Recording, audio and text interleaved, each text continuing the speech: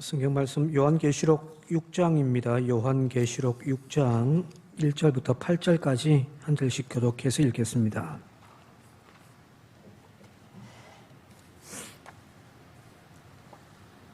요한계시록 6장 1절에서 8절입니다. 내가 봄에 어린 양이 7 인중의 하나를 떼시는데 그때 내가 들으니 네 생멸 중의 하나가 우레 소리같이 말하되 오라 하기로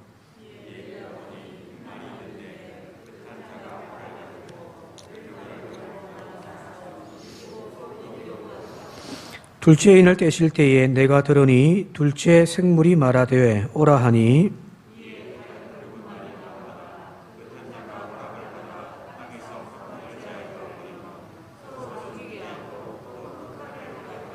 셋째 인을 떼실 때에 내가 들으니 셋째 생물이 말하되 오라 하기로 내가 보니 검은 말이 나오는데 그 탄 자가 손에 저울을 가졌더라.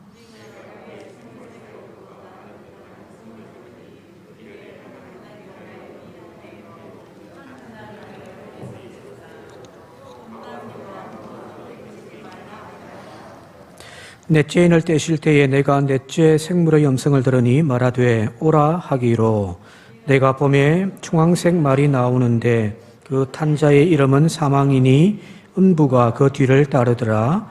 그들이 땅 4분의 1의 권세를 얻어 흉과 사망과 땅의 짐승들로서 죽이더라. 아멘. 지난 시간 5장에서 그 어린 양의 이제 등극식을 우리가 봤습니다. 역사의 주관자가 이제 예수 그리스도의 성자 예수님에게 옮겨지는 그 이야기를 지난 시간 살폈는데요. 이제 그 봉인되어졌던 이제 봉인들을 이제 하나씩 떼는 거예요. 지난번에 말씀드렸듯이 다니엘서에 보게 되어지면 12장에 그 봉인을 임봉해라고 이야기 나왔었는데 이제 예수님께서 그 봉인 하나하나를 이제 떼시는 겁니다. 역사의 주관자인 거죠, 그죠? 참고로 여기 6장을 읽을 때, 오늘 읽었던 본문 말씀까지 해서 6장을 읽을 때 좀 참조해서 읽으면 좋은 것이 뭐냐면 마태복음 24장입니다. 그러니까 집에 가셔서 같이 한번 또 읽어보시면 될 것 같아요.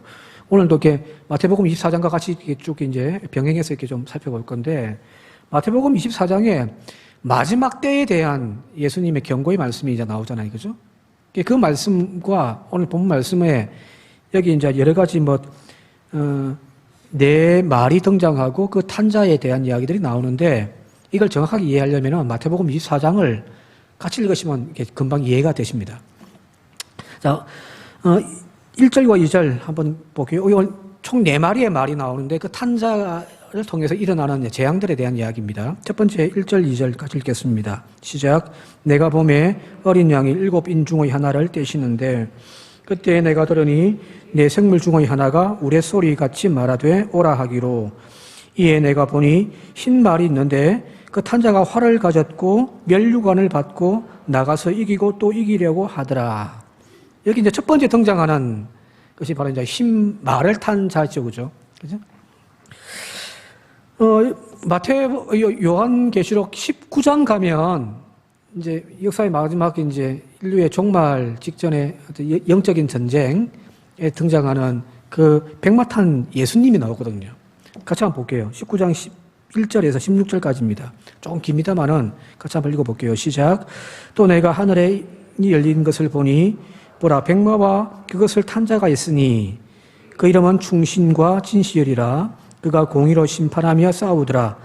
그 눈은 불꽃 같고 그 머리에는 많은 관들이 있고 15절 그의 입에서 예리한 검이 나오니 그것으로 만국을 치겠고 친히 그것들을 철창으로 다스리며 16절 그 옷과 그 다리에 이름을 쓴 것이 있으니 만왕의 왕이요 만유의 주라 하였더라. 여기 보면은 백마를 타고 탁 등장하죠. 백마 탄 왕자처럼 보여집니다만 지금 예수님께서 백마를 타고 나오시는데 그 머리에는 많은 관들을 쓰고 계시고요. 그리고 만국을 치는 예리한 검을 가지고 계시더라는 거예요. 자, 오늘 이건 여기 2절 말씀에 흰말 탄 자의 모습과 비슷하지 않습니까? 그죠? 자, 그러면 여기 나와 있는 이 2절에 나와 있는 이 흰말 탄 자는 누굴까요? 누굴까요? 예수님이라고 이야기하면 틀렸습니다. 적 그리스도라고 하는 것이 완전 예수님과 다른 모습이 아니라는 거잖아요. 그죠? 비슷해 보이지만, 그러나 그 본질은 다른 거란 말이에요. 오늘 여기 나와 있는 이 2절에 있는 이 말씀은 마치 19장에 등장하는 만왕의 왕이요 만유의 주가 되시는 예수 그리스도의 모습을 하고 있는 것처럼 보여지지만 아니에요. 그는 활을 가졌고요, 면류관을 쓰고 있고, 나아가고 또 이기려고 계속 나아가는 자. 이 표현은 예수님과는 전혀 관계가 없습니다. 자, 면류관을 쓰고 활을 가지고 있고 막 계속해서 이기면서 나아간다는 거예요. 그죠? 뭘까요? 전쟁 영웅이에요. 여기 등장하고 있는 흰말 탄 사람의 특징은 바로 전쟁을 상징하는 겁니다. 전쟁이요. 당시로 이야기한다고 한다면은 로마 제국이 나아가면서 계속 이겨나간 거죠. 그리고 그 권세로 세상을 지금 지배하고 있더라는 거예요. 여기 지금 면류관이 나와 있는데, 여기서 나와 있는 면류관이라고 하는 것이 스테파노스입니다. 헬라 원문에 보게 되어지면 스테파노스입니다. 우리가 알고 있는 스테반 집사라고 하는 이름이 바로 이 스테파노스예요. 근데 이 스테파노스와 19장에 나와 있는 이 만왕의 왕이요 만유의 주가 되시는 예수님이 서셨던 그 관들은 19장에 넘어가면은 그 면류관의 이름이 디아데마입니다. 이건 다른 거예요. 저도 한번 말씀을 드렸었는데, 스테파노스는 전쟁 나가서 승리하여 돌아오는 개선 장군에게 씌워주는 월계관입니다. 이 개선 장군이에요. 그런데 이 디아데마라고 하는 그 왕관은 왕에게만 쓰는 거예요. 장군이 나가서 승리하고 돌아올 때 왕이 그에게 월계관, 그 승리의 관을 스테파노스를 씌워준단 말이에요. 그거 썼다고 해서 자기가 왕이 아니에요. 아니에요. 개선 장군이에요. 전쟁 나가서 승리한 그 승리의 장군에게 씌워주는 것이 스테파노스인데, 예수님이 서시고 계신 것은 디아데마, 왕관이에요. 전혀 다른 거예요. 오해하지 마세요. 예수님이 아니에요.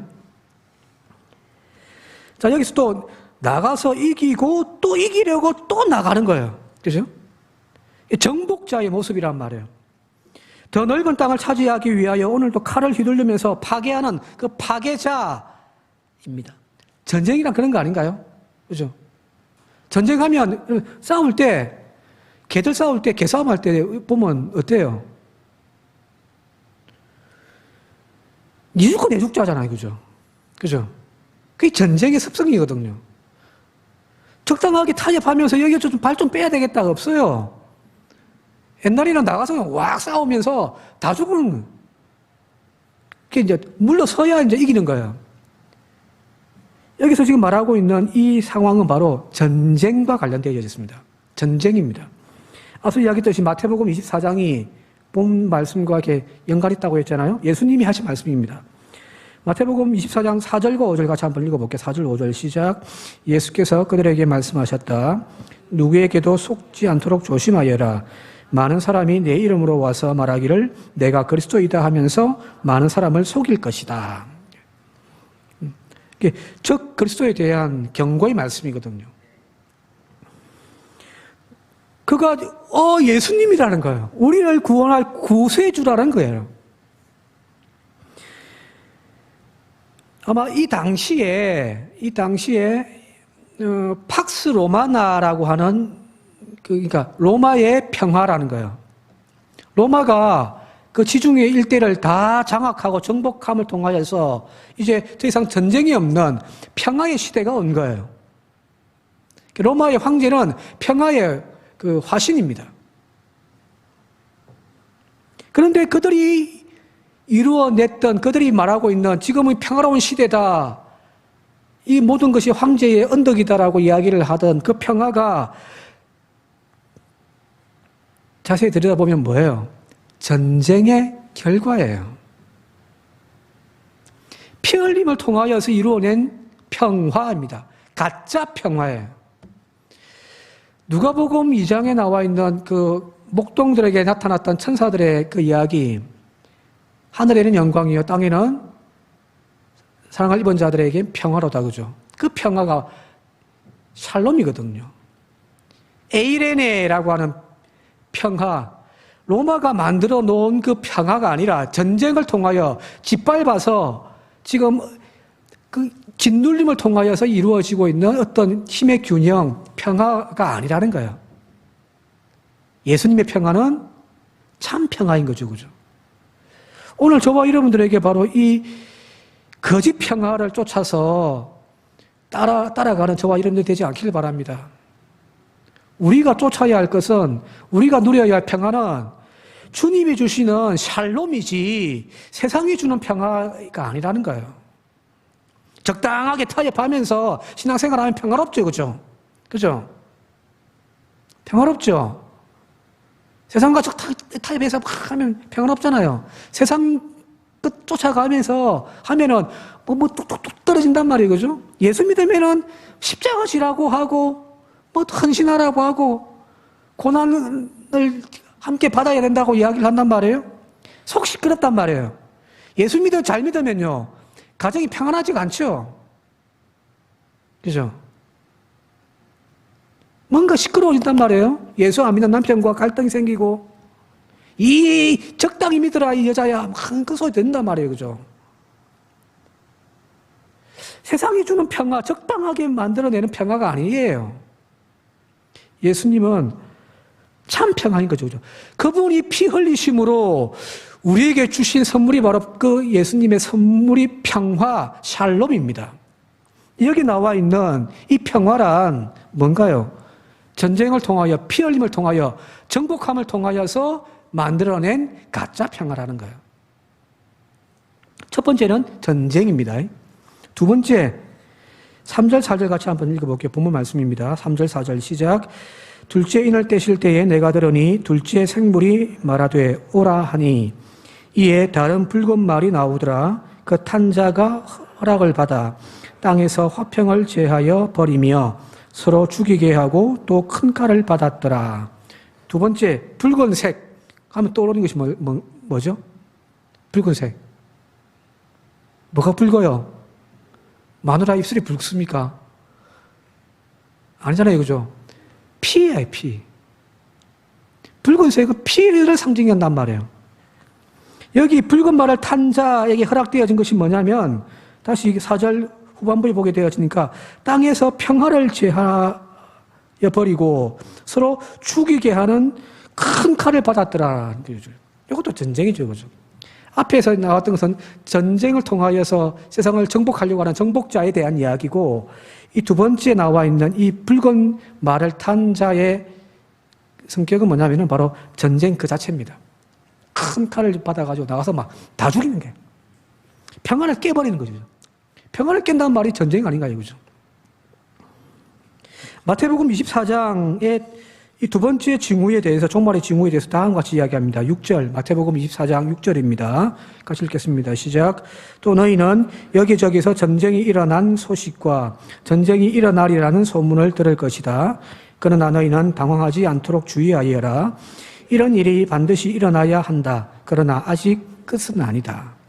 마지막 구절은 나중에 다시 한번 이야기하겠습니다만은, 여기 종말에 일어날 사건에 대해서 주님께서 두 번째 이야기하신 것이 바로 전쟁의 소문인 거죠. 붉은 말을 탄 사람은 바로 전쟁입니다.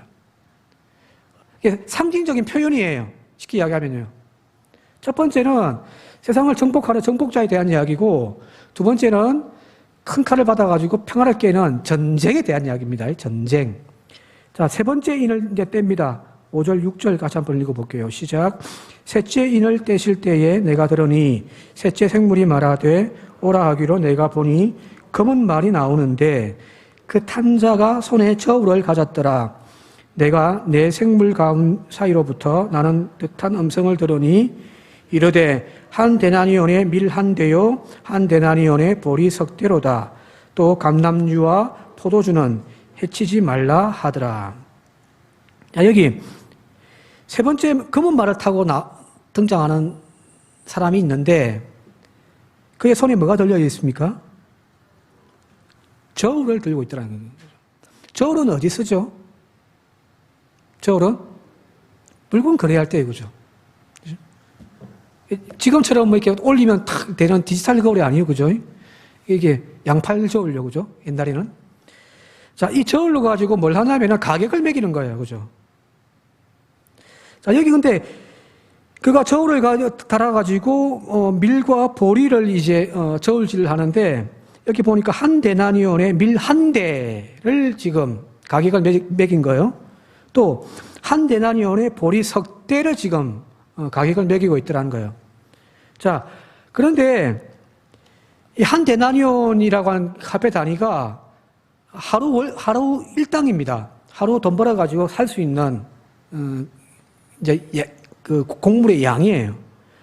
근데 평상시에 비해서 그 당시에 로마의 통용되는 이게 뭐 보리값이라든지 밀값이 어느 정도인지 문헌들이 다 나와 있으니까 그걸 토대로 해서 이게 비교해 보면 지금 여기 나와 있는 한 데나니온의 밀 한 대, 한 데나니온의 보리 석 대의 이 가격은 평상시보다 12배 가격이 뛴 겁니다.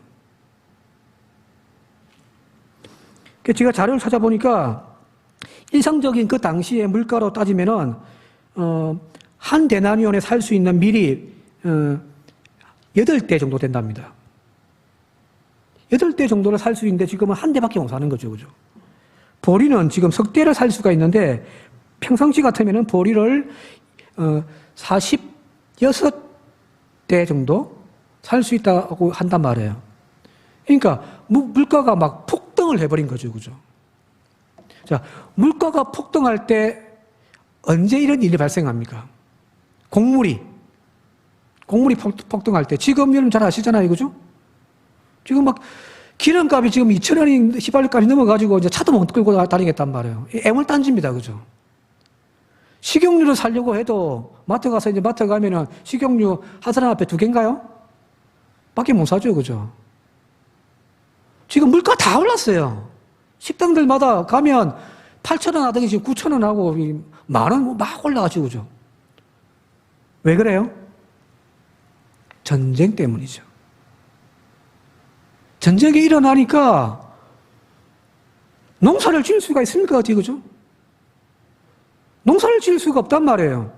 또 농사 실컷 지어가지고 창고에 세워놓고서 막 마음껏 팔 수가 있습니까? 전쟁 물자라고 해서 다 빼앗아 가버린단 말이에요. 전쟁 시에는 그래요.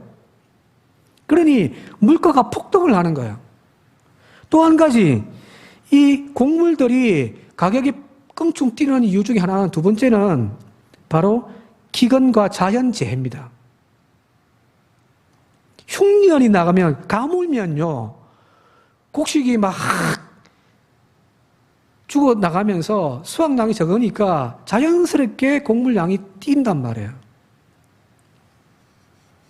자, 이 세 번째 등장하는 검은 말을 타고 등장하는 이 이야기는 바로 기근에 관한 이야기입니다.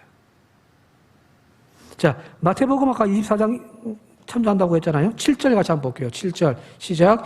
민족이 민족을 거슬러 일어나고 나라가 나라를 거슬러 일어날 것이며 여기저기서 기근과 지진이 일어날 것이다 라는 거예요.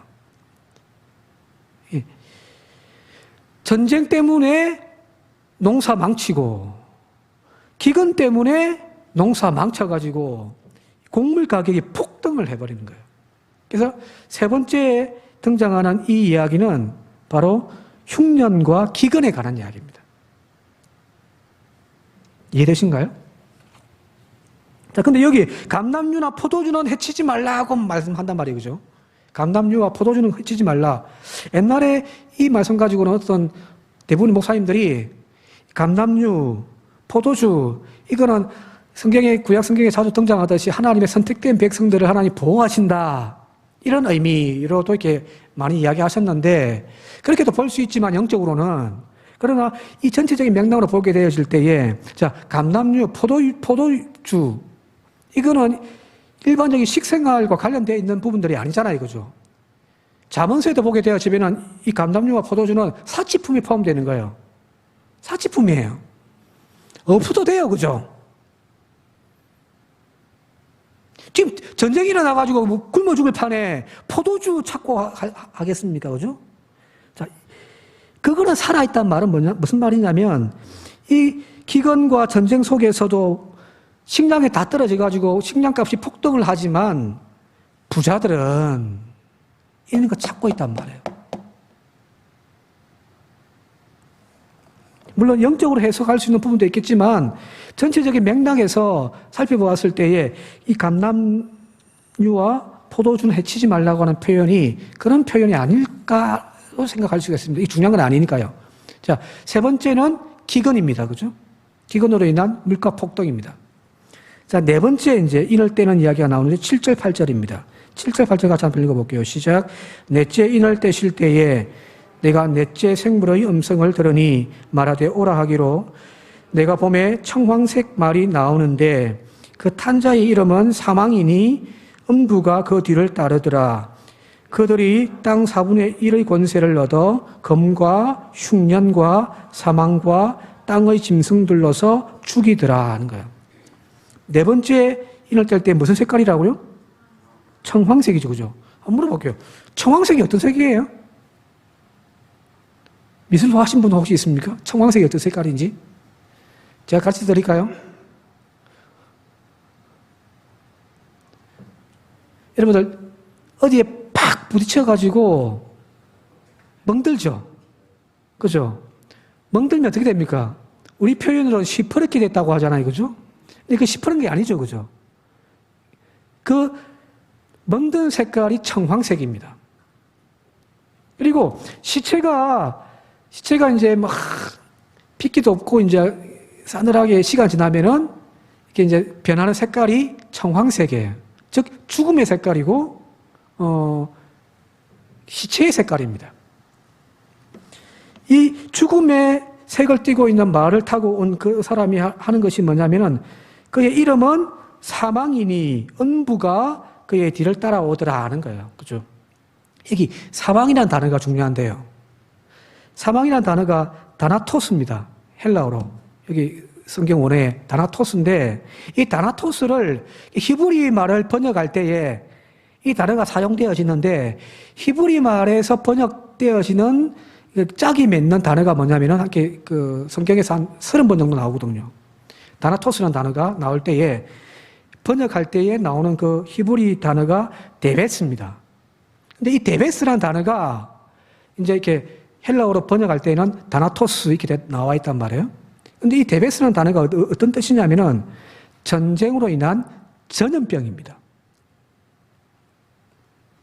여기서 그냥 사망 이렇게 우리가 번역해 놨는데 정확한 뜻은 전쟁으로 인한 전염병이에요. 막 밖에 시체가 너부러져 있잖아요. 그죠? 그죠? 누가 가서 치울 수 없단 말이에요. 언제 장례 치르고 언제 해요? 그냥 널브러져 있는 거예요, 시체가. 자연스럽게 그것이 막 상하면서 부패하면서 이제 도성 안에 전염병이 막 도는 거예요. 이 전염병의 죽음이 바로 이 다나토스입니다. 그래서 전염병으로 번역하셔도 될 거예요. 이 청황색 말을 탄 자와 이제 그 앞에 그들이 됐으니까 이제 아마 이 부분부터는 앞부분부터는 전체적으로 이제 종합해서 그 네 말 탄 자들이 나와서 하는 일이 뭐냐면 땅의 4분의 1의 권세를 얻어가지고 뭐 하냐면 검과 흉년과 사망과 땅의 짐승으로서 죽이더라는 거잖아요. 그죠? 그죠? 자, 여기 검, 전쟁이죠. 흉년, 봤잖아요. 기근, 사망이라는 단어를 전염병으로 바꾸면 전염병과 땅의 짐승들로서 죽이더라. 앞에서 살펴봤던 말을 타고 등장하는 심판의 그 내용들이 사실은 여기 한 구절에 다 들어가 있는 거예요. 자, 근데 이 검칼과 기근과 전염병, 그리고 사망이라고 하는 이 표현은 사실은 유대인들에게 있어가지고 상용적인 표현입니다. 그게 뭐냐면은 구약 성경을 쭉 읽다 보면 특히 이제 이스라엘의 멸망을 선포하는 예언자들의 그 예언에 특히 예레미야서를 보면 굉장히 자주 나옵니다. 칼과 기근과 전염병. 이스라엘을 멸망케 하는 하나님의 심판의 이야기입니다. 한번 찾아볼게요. 예레미야 24장 10절입니다. 예레미야 24장 10절 같이 한번 읽어볼게요. 시작. 내가 칼과 기근과 전염병을 그들 가운데 보내 그들이 내가 그들과 그들의 조상들에게 준 땅에서 멸절하기까지 이르게 하리라 하시니라. 여기 칼과 기근과 전염병 나오죠. 그죠? 내가 칼과 기근과 전염병을 통하여서 또 전쟁을 통해서 그들을 심판할 거다는 거예요. 에스겔 14장 21절입니다. 에스겔 14장 21절 계속 읽겠습니다. 시작. 주 여호와께서 이같이 이르시되 내가 나의 네 가지 중한 벌 곧 칼과 기근과 사나운 짐승과 전염병을 예루살렘에 함께 내려 사람과 짐승을 그 중에서 끊으리니 그 해가 더욱 심하지 아니하겠느냐. 여기 칼과 기근과 사나운 짐승과 전염병. 여기 조금 전에 읽었던 본문 말씀인 거죠. 그죠? 자, 이 모든 것은 하나님이 예루살렘을 심판하실 때 그 멸망의 상징적인 표현들이에요. 하나님이 내가 이것들을 심판할 거다. 어떻게? 칼과 기근과 또 전염병. 이게 에스겔에는 짐승까지 나오니까 내가 그렇게 그들을 심판할 거다. 라고 하는 관용구적인 표현이기도 한단 말이에요. 자, 여기 오늘 읽었던 본문 말씀은 우리가 아셔야 될 것은 뭐냐면 바로 구약 성경에 하나님이 이스라엘을 심판하실 때, 유대인들을 심판하실 때, 예루살렘을 바벨론을 통하여 심판하실 때 하나님 쓰셨던 그 심판의 표현들입니다. 이걸 어떤 세대주의자들에게 쉽게 이야기하면은 첫 번째 이 사건이 일어나고 특정 사건이 일어나고 봐라 히틀러가 나타나지 않았느냐. 두 번째 기근이 막 일어나고 봐라 요즘에 막 지금 기근이 일어나고 난리 나지 않느냐. 세 번째 이런 사건이 있어가지고 다음에는 또 뭐 전염병이 막 코로나 팀 터지고 이제 곧 있으면 주님 오신다. 이렇게 지금 순차적으로 일어나는 사건의 이야기가 아니라 하나님이 이스라엘을 심판하실 때에 그 심판하시는 방법 아까 읽었잖아요. 네 가지 중한 벌 칼과 기근과 짐승과 전염병으로 내가 예루살렘을 심판할 거다. 바로 이 표현이에요. 그렇게 이해하시면 돼요.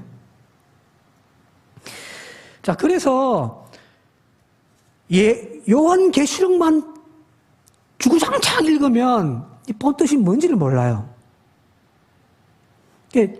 처음 시작할 때도 말씀드렸듯이 유대인들에게 있었던 묵시 사상이라고 하는 것이 요한에게 갑자기 뚝 떨어진 것이 아니라 이미 오래전부터 이게 형성되어지고 발전되어져서 지금 요한에게 딱 있는 거지. 자, 그렇다면은 요한이 지금 하고 있는 이야기를 알려면은 구약 성경을 되돌아가서 보면 돼요. 오늘 읽었던 이 네 가지 재앙은 바로 칼과 전쟁과 기근과 전염병과 또 그것을 이루어가는 어떤 그 당시의 정복자들, 적 그리스도에 대한 부분들까지를 포함하고 있는 그런 내용들이라는 사실을 좀 이해하시면 될 것 같습니다. 오늘은 여기까지 할게요. 다음 시간 또 있으니까요. 근데 한 가지 더 중요한 것이 있습니다. 8절 아까 8절 마지막 부분 한번 볼게요. 8절에 예. 앞부분 본문 8절 제가 읽어드릴게요. 그냥요. 뒷부분에 그들이 땅의 4분의 1의 권세를 얻었다라고 되어 있단 말이에요. 그죠? 그들이 지금 가서 멸망시키고 재앙을 심판을 하는데 그들이 지금 가지고 있는 권세가 뭐냐면은 땅의 4분의 1 권세를 얻은 거예요. 무슨 말인가요? 제한적이라는 거잖아요. 그죠? 제한적이에요. 자, 이 이야기가 앞서 마태복음 24장 6절과 8절에 똑같이 나옵니다. 같이 한번 읽어볼게요. 6절과 8절 같이 읽겠습니다. 시작. 난리와 난리 소문을 듣겠으나 너희는 삼가 두려워하지 말라. 이런 일이 있어야 하되 아직 끝이 아니니라. 8절. 이 모든 것은 재난의 시작일 뿐이에요.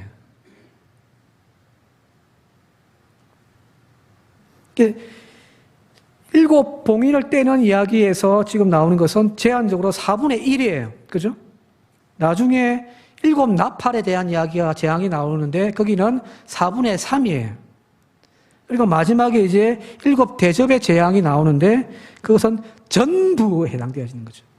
자, 이 이야기는 지금 이제 시작일 뿐이라는 이야기예요. 그리고 한 부분이라는 거예요.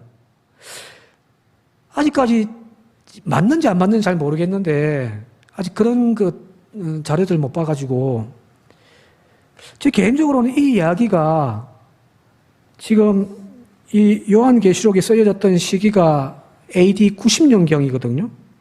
AD 90년경. 그런데 AD 70년에 예루살렘이 로마 티토 장군에 의해서 완전 초토화되어지고 멸망을 당했단 말이에요. 그 유대인들이 예레미야를 통하여서 경험했던 그 예루살렘의 멸망에 대한 이야기를 가지고 와서 지금 이 예루살렘이 완전 초토화되어지고 로마의 군화에 짓밟히는 그 이야기를 빗대어서 하는 이야기는 아닐까? 저 개인적으로 생각하고 있습니다. 아직 정확하게 모르겠고요. 이 부분은 유대인들이 하나님이 이스라엘을 심판하셨던 그러니까 한 부분적인 어떤 이야기로 시작되어진다는 거예요. 그래서 이거는 이제 시작일 뿐입니다.